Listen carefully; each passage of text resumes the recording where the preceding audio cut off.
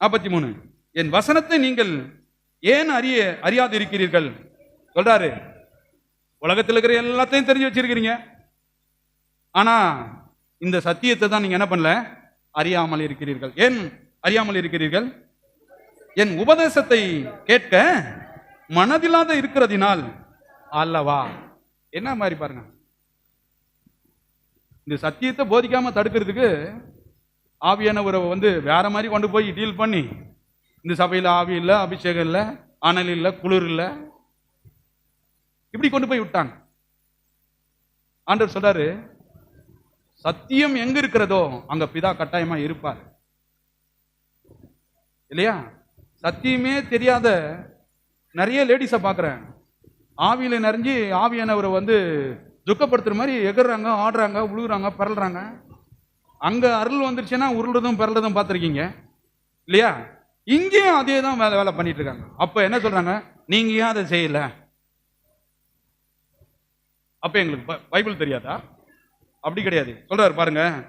அதனால கவனிங்க, இன்னொரு குரூப் என்ன சொல்றாங்க, அந்த பாஸ்டர் போன உடனே எல்லாம் பாருங்க 1 2 3 எல்லாம் வீட்டுல என்னென்ன பிரச்சனை இருக்குது எல்லாம் என்ன பண்ணிடுறாங்க, சூனியம் வச்சுவான் யாரு, உனக்கு பிரச்சனை யாரு, எல்லாம் சொல்லிடுறாங்க.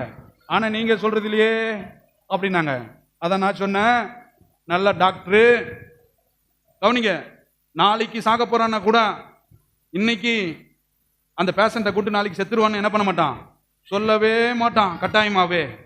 ஏன்னா சொன்னா நாளைக்கு சாகிறவன் இன்னைக்கு கூட செத்துருவான்னு அவனுக்கு தெரியும். அதனால ஒன்றும் ஆகாதப்பா, பிரச்சனை இல்லை, கவலைப்படாத, அப்படி சொல்லி அனுப்புவான். இந்த ஒன்றும் தெரியாத பாஸ்டர் சொல்லுவான், உங்க வீட்டில் அந்த கிழக்கு பக்கம் தான் வச்சுன்னு இருக்கிறாங்க, உங்களுக்கு ஆபத்து இருக்குது அப்படின்னு. உடனே இவங்க என்ன பண்ணுவாங்க, ஓ இந்த சர்ச்சை தான் பெரிய சத்தியமான சர்ச்சை, உங்களை கரெக்டாக பிடிச்சி இழுத்து உட்கார வச்சிருவாங்க உள்ள. இப்படிதான் கூட்டம் சேர்க்கிறாங்களே தவிர, நான் அதான் சொல்றது, நான் இப்படி சேர்க்கிற கூட்டம் இல்லை. ஆண்டவர்கிட்ட ஜெபம் பண்ணிட்டு இருக்கிறேன், சத்தியம் ஜெயிக்கிறதா இல்ல இந்த மாதிரி உருடா பரட்டா ஜெயிக்கிறதா, நான் நின்னு பார்க்கிற ஆண்டவரேன்னு தான் நின்று பிரசங்கத்தை செய்து கொண்டு இருக்கிறேன். நிறைய பாஸ்டர் இப்படிதான் ஆத்மா சேர்த்து சொல்லுவாங்க பாருங்க, பாஸ்டர் மீட்டிங் வச்சு சொல்லுவாங்க, ஆத்மாக்களை எப்படி எப்படி எல்லாம் சேர்த்துன்னு தெரியுமா, பயப்படுத்தினா அவங்களாவே. அப்போதான் எங்க வருவான், சர்ச்சுக்கு வருவான். நான் என்ன புள்ள பிடிக்கிறவனா? இந்த மாதிரி நான் ஜிம்னாஸ்டிக் வேலையெல்லாம் பண்றதே கிடையாது, சொல்லிக் கொடுக்குறது. ரெண்டாவது, சாப்பாடு போட்டிங்களான்னா தான் எங்க வருவாங்க. நான் தான் சொல்றேன், எனக்கு உண்மையான போஜனமே தேவனுடைய வார்த்தை தான், அதை பத்தி எனக்கு கவலையே கிடையாது. ஜெயிலில் கூட சோறு போடுறாங்க. இன்னும் நிறைய பேர் சொல்றது என்ன தெரியுமா, பசங்களுக்கு விளையாட்டு பொருள் வாங்கி கொடுத்து விளையாட வச்சு அவங்களை என்ன பண்ணோம். ஏசுநாதரை விட இவங்க ஒரு படி மேல போய் யோசிக்கிறது எல்லாம். ஆண்டவர் சொல்றாரு, வருத்தப்பட்டு பாரம் சுமக்கிறவர்களே நீங்கள் எல்லோரும் என்னிடத்தில் வாருங்கள், நான் உங்களுக்கு என்ன கொடுக்கிறேன். இது இந்த ஆறுதலான வார்த்தையை தவிர யாருனாலும் அவங்களுக்கு ஆறுதல் சொல்லவே முடியாது. அதனால இந்த தெரியாதவங்க எல்லாம் எப்படி யோசிக்கிறாங்க, புட்டு புட்டு வைக்கிறாரா யாவரு என் குடும்பத்தை பத்தி.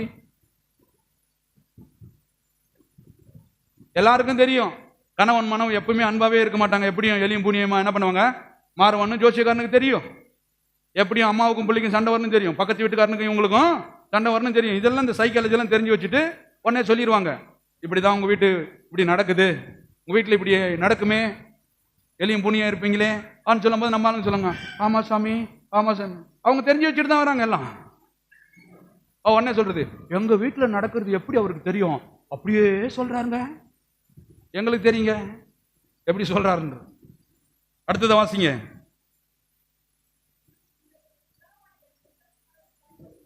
நீங்கள் உங்கள் பிதாவாகிய பிசாசினால், இந்த உபதேசத்தை கேட்காதனால இவருக்கு செம்ம டென்ஷன் ஆயிடுச்சு.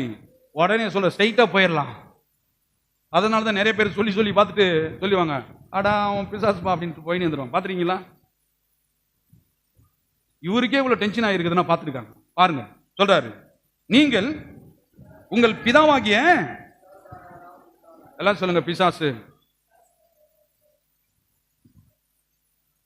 சொல்றாரு, நீங்கள் உங்கள் பிதாவாகிய பிசாசானவனால் உண்டானவர்கள், உங்கள் பிதாவனுடைய இச்சைகளின்படி செய்ய. அவனுக்கு என்ன இச்சை? சினிமா, பாட்டு, கொலை, கொல்லை, இல்லையா, வேற மாதிரி ஆசைகள். அதான் சொல்றாரு, இந்த மாதிரி ஆட்களை சர்ச்சுக்கு போயிட்டு வரலாம் வாங்கன்னு நீங்க கூட்டு பாருங்க, என்ன பண்ண மாட்டாங்க. வரியா இந்த படம் வந்திருக்குது அப்படின்னு கூட்டு பாருங்க, டக்குன்னு ரெடி ஆகும். ஏன்னா அவன் ஆளுகை செய்யறது யாரு? அவன். அதனால அவனுடைய இச்சை என்னென்ன, ஆசை முழுவதும் இருதயத்தில் நிறைஞ்சிருக்கிறது.